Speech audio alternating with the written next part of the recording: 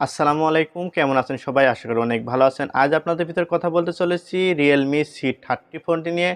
Realme C30 ফোনটি আমাদের বাংলাদেশে অফিসিয়ালি লঞ্চ হয়ে গেছে মাত্র ৳৯,৯৯৯ এখানে আমরা ২টি RAM ভেরিয়েন্ট পেয়ে যাব, 3GB RAM এবং 32GB স্টোরেজ এবং 2GB RAM 32GB স্টোরেজ। তো ভিউয়ার্স, আপনারা যখন ফোনটি কিনবেন অবশ্যই 3GB RAM এবং 32GB স্টোরেজটি কিনবেন।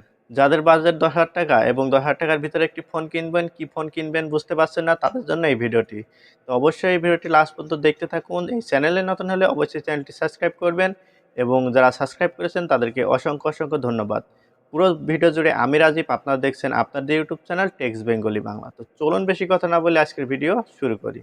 নামাজ বাদ দিও না বন্ধু, এপারের চেয়ে ওপারের জীবন বেশি সুন্দর। এই ফোনটির ডিজাইনে ব্যবহার করা হয়েছে পলিকার্বনেট প্লাস্টিক বডি এবং এর যে পেছন সাইডটা এখানে কিন্তু একটা টেক্সচার ইউজ করেছে রিয়েলমি। দেখতে অনেকটাই ভালো লাগছে এবং এখানে আমরা কোনো ফিঙ্গারপ্রিন্ট সেন্সর কিন্তু পাচ্ছি না এবং আমরা দেখতে পাচ্ছি পেছন সাইডে একটি সিঙ্গেল ক্যামেরা সেটআপ থাকছে।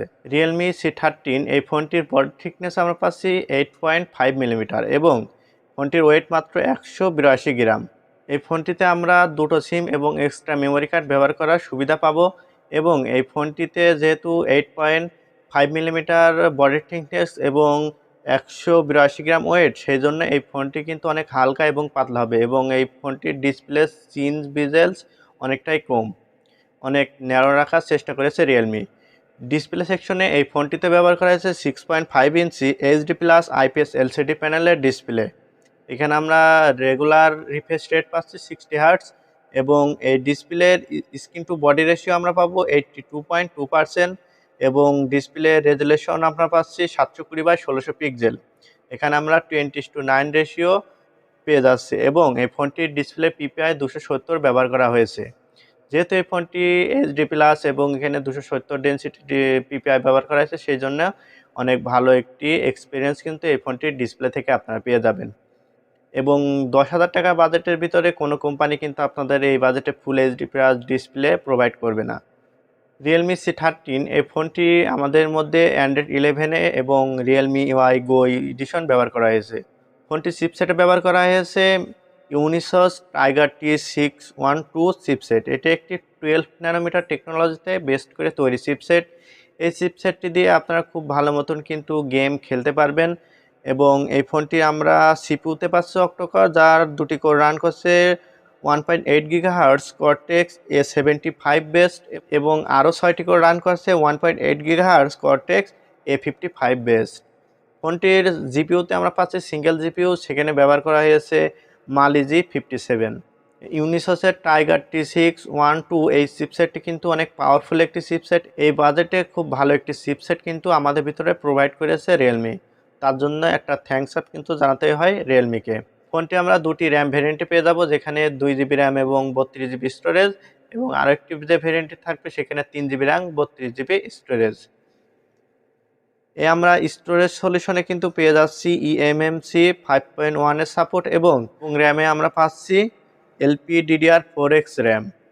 ৳১০,০০০ বাজেটের ভিতরে যারা একটু গেম করার জন্য ফোন খুঁজছেন তাদের জন্য এই ফোনটি বেস্ট অফ দ্য চয়েস হতে পারে এবং এখানে কিন্তু আমরা দেখতে পাচ্ছি এই ফোনটিতে সিঙ্গেল ক্যামেরা সেটআপ ব্যবহার করা হয়েছে। সেখানে আমরা পাচ্ছি 8 মেগাপিক্সেলের একটি লেন্স, যার অ্যাপারচার আমরা পাচ্ছি f2.0। ফোনটির ব্যাক ক্যামেরাতে আমরা সর্বোচ্চ ভিডিও রেকর্ডিং করার সাপোর্ট পাচ্ছি 1080p 30 fps এবং এই ফোনটির সেকেন্ডারি যে লেন্সটি থাকছে সামনে, সেখানে কিন্তু আমরা পাচ্ছি 5 মেগাপিক্সেল ক্যামেরা, যার অ্যাপারচার f2.2। এখানে আমরা ভিডিও সর্বোচ্চ শ্যুট করতে পারছি 720p 30 fps। তো ভিউয়ার্স, এই ফোনটিতে আমরা কিন্তু পাচ্ছি না ফিঙ্গারপ্রিন্ট সেন্সর, এখানে আমরা ফেস আনলকের মতন সুবিধা পেয়ে যাব। এই ৳১০,০০০ বাজেটের ভিতরে রিয়েলমি চাইলে কিন্তু আমাদের ফিঙ্গারপ্রিন্ট সেন্সর ইউজ করতে পারতো, কিন্তু কেন জানি না রিয়েলমি এই কাজটা করলো না। এখানে আমাদের এই নিয়ে সন্তুষ্ট থাকতে হবে, ফেস আনলক। তো ভিউয়ার্স, এই ফোনটি কানেক্টিভিটিতে আমরা পাচ্ছি Bluetooth, wifi, hotspot, GPS, FM radio, loud speaker 3.5 mm, headphone Jack এবং ইউএসবি টাইপ সি 2.0।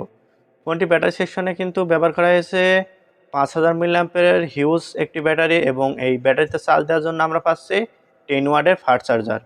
যেহেতু এই ফোনটি আমরা 5000 মিলিঅ্যাম্পিয়ার ব্যাটারি পেয়ে যাচ্ছি, সেজন্য অনায়াসে আপনারা একদিন কিন্তু পার করে ফেলতে পারবেন। এবং এখানে যে 10 ওয়াটের ফাস্ট চার্জার দেওয়া হয়েছে, এই চার্জারটি দিয়ে আপনারা 2 থেকে 3 ঘন্টার ভিতরে ফুল চার্জ করে ফেলতে পারবেন। যারা 10,000 টাকার বাজেটের ভিতরে একটি ফোন খুঁজছেন, অবশ্যই এই ফোনটি আপনাদের ভ্যালু ফর মানি দিবে। কারণ এখানে যে স্পেসিফিকেশন পাচ্ছি এবং এখানে যে টাইগার সিরিজের যে চিপসেটটি পাচ্ছি, টাইগার T612, এই চিপসেটটি কিন্তু অনেক পাওয়ারফুল একটি চিপসেট আমরা পেয়ে যাচ্ছি। এবং এখানে হিউজ বড় ব্যাটারি কিন্তু আমরা পাচ্ছি, যার কারণে আমরা অনেকক্ষণ ইউজ করতে পারবো এই ফোনটি।